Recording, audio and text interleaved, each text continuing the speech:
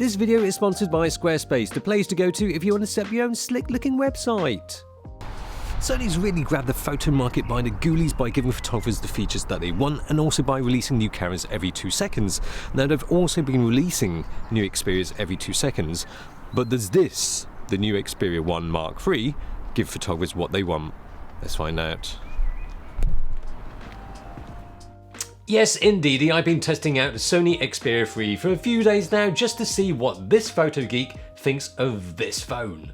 They released the Xperia 1 about, 10 minutes ago. That showed off the cool Venice look enabled app, and about 5 minutes later they released the Xperia 1 2, which was pretty much the same, but better than the Pro a few minutes after that, which had a bonkers mad HDMI port in and an equally bonkers price. Now they also recently announced the Xperia 5 Mark III, but the only purpose of that is to make you want this, so why not just look at this? With their experience of making alpha cameras and cine cameras, they're more than capable of making this a great phone for photo and video geeks. It's quite handy that I've got a shutter button on here, and it's textured so you can tell the difference between the other buttons on the side.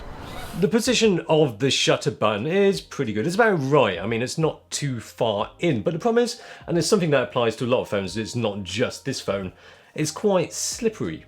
And at first I thought that it might be metal, but it's actually frosted glass on the back, Corning Gorilla Glass, which is tough and drop resistant apparently. Every time I'm taking a photo, it does feel like my fingers are skating all over the back. Now the Pro, that felt less luxurious, but it was better in the hands for taking photos and video. It's just as well the Xperia 1 Mark III is made out of drop resistant glass, because you might find that you'll be picking this up off the floor quite a bit. This is in basic mode, so it's supposed to make it simple for you to take photos. Oh, backlight portrait. Is that better? Everywhere's backlight, so don't bother taking selfies. But anyway, the selfie camera is pretty much unchanged. It's 8 megapixels, so let's not bother talking about that. If you're not familiar with Sony phones, which is very possible given that they're not exactly the most popular phones out there, then here's their photo app. And if you like photography, there's lots to like about it. So if you take off basic mode, you're presented with an interface that looks just like an alpha camera. If you're feeling a bit pro-like, you can get off the basic mode. You've got auto mode. Not so pro. P, you've got your P, not quite your PASM, you've got your P, S and M. And you choose shutter. Okay, shutter speed is like that. So the interface is all alpha-like. So if you're an alpha shooter, you're gonna feel right at home. If you live inside of an alpha camera, that is. And then on the bottom right here, it's just like the function button. And then you got your metering, your focus. There we are, face eye AF, that's on. White balance, metering mode, exposure comp. If you like fiddling about with settings and stuff, this is great. And have we got RAW? Yes, you've got RAW and JPEG. And once you open up RAW files, you realise how much the JPEGs have been fiddled with. At first you might think that the RAW files lack a bit of sparkle, and that's because the JPEGs have been sprinkled with your fair share of sharpening and flavour enhanced with some better looking skin colours. If you want great looking images straight out of phone, you might be better off sticking with the JPEGs. Anyway, the app isn't really the new thing here. Look on the back though, and that's where all the changes have happened, although it's not the 16mm or the 24mm lens where things have changed, because that is the same as the Xperia 1 Mark II and also the Pro. Yeah, looky right there, and that third opening, that's where all the changes have happened. That's brand new. Essentially what they've done is fit 2 tele lenses in there, 70mm and a 105mm, and that change from 70 to 105 is done optically, which is kind of clever, isn't it? It's all so tiny. Right, better switch away from the selfie cam because I'm just looking at my teeth right now. There we are. Take some nice photos. 4 lenses sounds like a sweet setup, but given the choice, maybe not the 4 focal lengths I'd go for. 60 and 24, it doesn't leave too much of a gap in between, but there's a big gap in between 24 and the 70. And of course you can zoom, but are you losing a bit of the quality there? In between 1 times and 2.9 times. I know 16mm and 24mm are beneficial when you're using your phone in the close proximity of your subjects, and you most likely will be with a phone, but they're quite wide when you're out photographing subjects that you can't quite get close in on. And then the jump from 24mm to 70mm is quite a big step. It just seems like you've got, whoa, wide, and then wow, really wide, and then nothing in between, boom, telly. And then some more telly.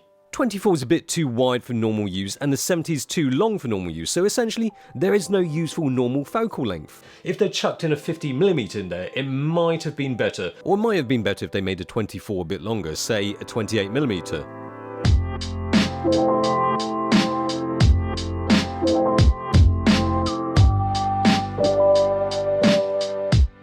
So you got your drive modes, and this does 20 FPS. Look, check this out. There's some high-speed action going on here. Look at that. High speed. I might need to actually drink some Red Bull to get some of these shots.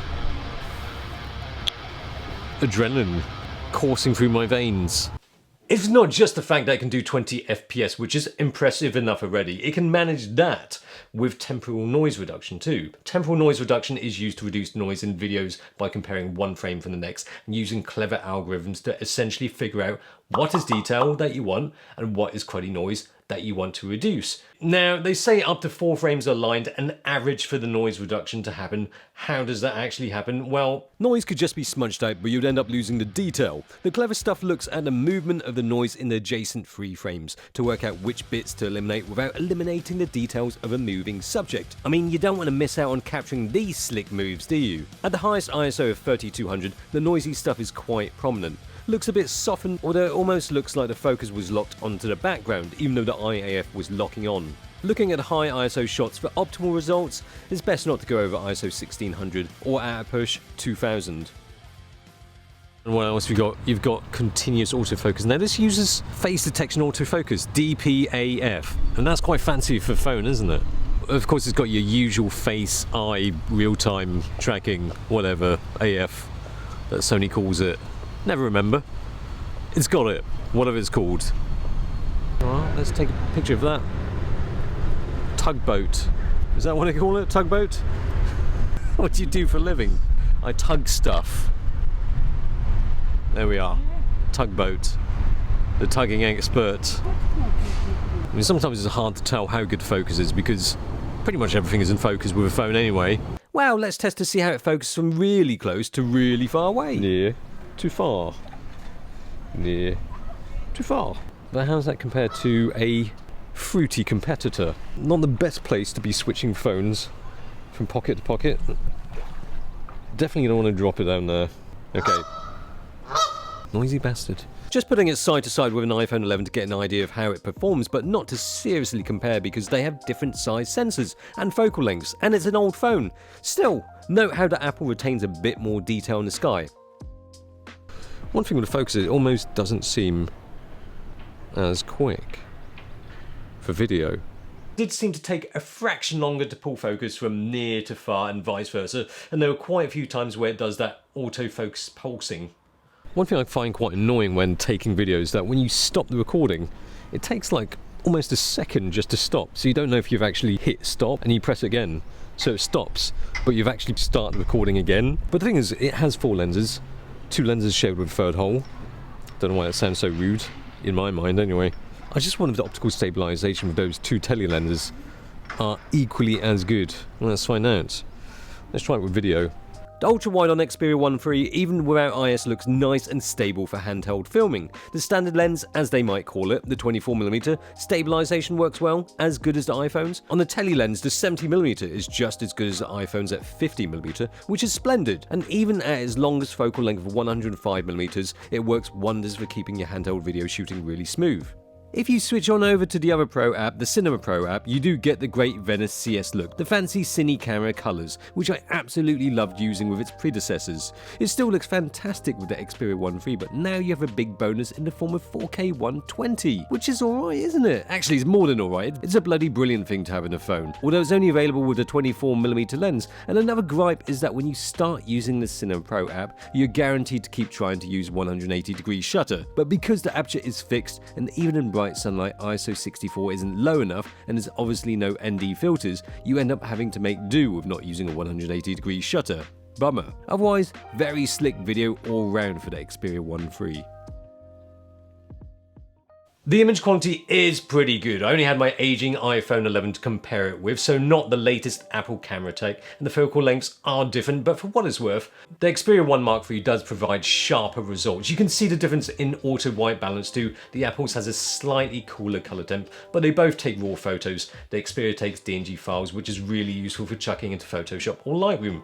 In fact, the Xperia 1 III has an impressively designed camera. 4 lenses and 3, even though I wish those 4 focal lengths left less of a gap between the standard and Tele-N. Also, the 4K 120 and clever noise reduction make this a really neat package for those who want a smartphone that's capable of taking smart looking images. Will it catch on? Well, for Apple fanboys, the trouble is it's not an iPhone. But for everybody else, if you're into taking photos or video, you should overlook the slightly conservative looks and consider this, the Xperia 1 Mark III. Thanks for watching, and this video is sponsored by Squarespace. If you want to set up your own domain, online retail space or website, it's super simple to get started and make your next move with Squarespace. With an easy to use interface filled with loads of templates and backed up with 24/7 customer service. You can try it out with a 14-day free trial and get 10% off your first order with this link and discount code.